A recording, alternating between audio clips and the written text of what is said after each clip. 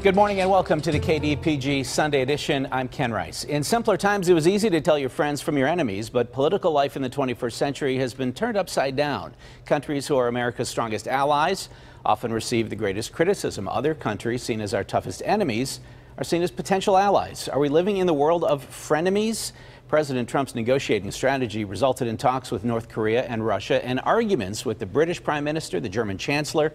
This past week, the president was talking about the benefits of his tariffs on foreign goods, while others worry about retaliation. We begin this morning with correspondent Nicole Killian on the president's trip to a U.S. steel plant in Illinois.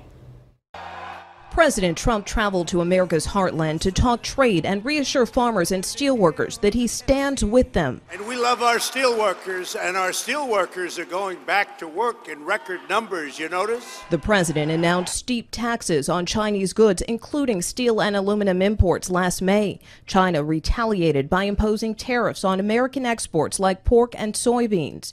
Mr. Trump told a roundtable of business leaders that his plan to level the playing field is working. They're not going to win, just so you understand. We have all the cards. We're going to win. But it's not nice what they're doing. Some farmers have been hard hit by the trade dispute with China, and this week the administration announced a $12 billion aid package. It's facing criticism from some lawmakers and the people it's supposed to help. Treasury Secretary Steve Mnuchin says the program is not a bailout. To the extent that other countries unfairly and illegally target our farmers, we will stand up and fight for them. President Trump and the head of the European Union reached a compromise to avoid further escalation of a trade war Wednesday. The EU agreeing to buy more U.S. soybeans and liquefied natural gas. But we just opened up Europe for you farmers. You're not going to be too angry with Trump, I can tell you. But whether the president can negotiate a better deal for American steel and aluminum products remains to be seen.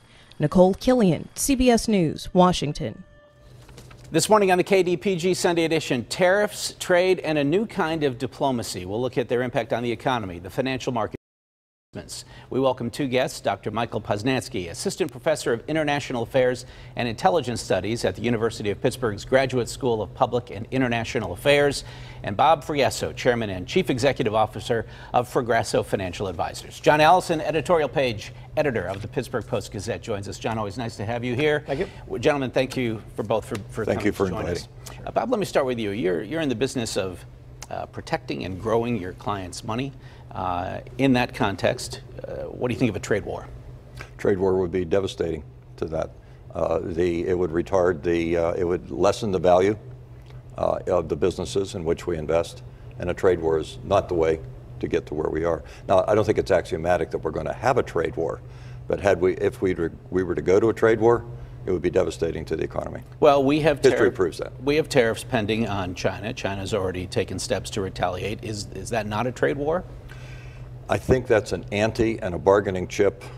Let's separate the tactic and the style, because the style sometimes will raise people's hackles in how to get to an end. I think the end to negotiate fairer, more level trade agreements with both allies and adversaries is a praiseworthy objective. I think to do it in a way that hits someone figuratively in the nose to get their attention may not be the most effective, but it seems to have gotten their attention at this point. I am personally not in favor of, but this could be an ante, a bargaining chip. The problem though, Ken, John, is that trade tariffs can't be unwound unilaterally. They migrate through, and the history of tariffs proves, go way back when we did it in the 30s, you can't unwind them and say, we're now suspending all tariffs. It becomes a country by country negotiation. It becomes very sticky. So using a tariff to get to an end is like using a stick of dynamite to get rid of the wasp nest near your children's playset. So you raise a great point. I mean, do we really know that this is all about protectionism, or is it just tactical to get? We don't know that. We don't know. And Michael, that brings me to you. In terms of diplomacy, when the president talks tough about the European Union, identifies them as a foe. The president had those tweets a year ago calling out Rocket Man, North Korea. Do we take him at his word, or do we assume, oh, no, this is the guy, you know, the master negotiator, the art of the deal? How do we know what's what? How do our allies and how do our enemies know what's what? Well, this is exactly the nature of the conversation when Secretary Pompeo yesterday or the day before went on the Senate Foreign Relations Committee and testified. And Bob Corker, the chairman of the Senate Foreign Relations Committee, and Bob Menendez, the ranking member, were both pressing Pompeo on whether or not we could take Trump at his word or whether we should be focusing primarily on policy. What Pompeo said, again, listen to what the president says, look at what we do. He backtracked a little bit towards the end because he realized the implication of that statement, which is that presidential statements would essentially be empty and you should only look at administration's policy. But certainly allies and adversaries are thinking hard about what the president says when he says it and what it means for the future, because obviously policy is dictated from the top.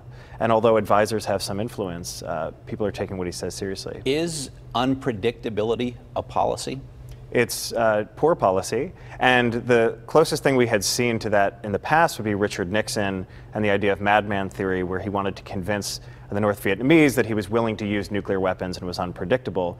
Of course, not only was that a poor strategy, it didn't work, the North Vietnamese didn't believe him, but it doesn't seem to be working here either. And Bob, aren't people seeing predictability, forgive me, in the unpredictability when it comes to the market? Because there's this school of thought now that, oh, when the president talks tough about trade and the markets dip, that's a buying opportunity, because inevitably it's pulled back and then the markets come back up.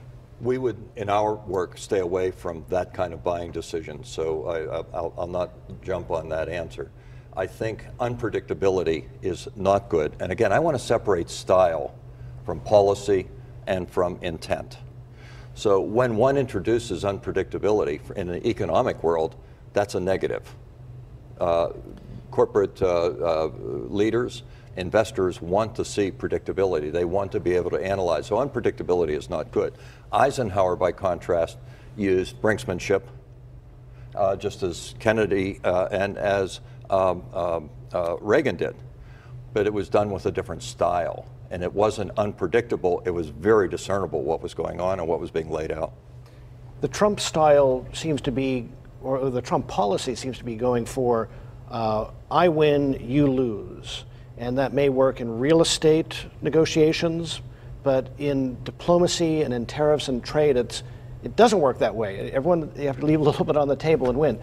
But did you find it, Michael, notable that at the end of his meeting with Juncker, Trump said, oh, all find some ways to work together? I mean, it was like a total reversal. Wasn't that funny, isn't that? Yeah, I mean, I think the difficulty right now is that allies don't know where Trump stands on particular policies, and this both happened at the end of the NATO summit several weeks ago and this meeting with the head of the European Union, where Trump in public remarks had touted accomplishments that either weren't committed in writing and were informal, or were news in some cases to the participants. So at the NATO summit, for example, Trump made a public speech afterwards that NATO countries had agreed to raise defense spending to 4%. To which Emmanuel Macron, the president of France, said, well, that's news to me. So this is often interesting and is the challenge of these speeches in the aftermath of negotiations when the agreements aren't written down. But there's stuff going on that we don't really know about, and we often hear say the markets have factored that in, this craziness. And is there some like secret door where they're saying, he's just saying crazy stuff, don't worry? No, it's too, we wish that were that easy, but it isn't. The unpredictability is not only bad because for projecting and for making rational business decisions, but as I said a couple of minutes ago, it migrates through the rest of the world economy in a way. So if we impose tariffs, not only are they hard to unwind, history proves that, but it isn't, I impose a tariff on you, so you impose one back to me. What it does is it affects the entire supply chain for the entire world. Mm-hmm. And decisions are made based on what is apparent, not a conjecture about. So people have to plan with their delivery system. They have to plan for their pricing. They have to plan for the valuation of their stock. So try to cage it in a way that, oh, I see where he's really going. People don't make business decisions that way. So if people don't know where he's going, if they really can't figure out what this president is all about, how do you explain the success of the markets? How do you explain 4.1% growth in the second quarter? We had the worst downturn since the 1930s, the early 1930s. There was another downturn later. It wasn't as bad. There was a very serious downturn in the 70s with the oil embargo. Well, what happened in 07 through 09 was the worst since the early 30s in terms of magnitude and duration.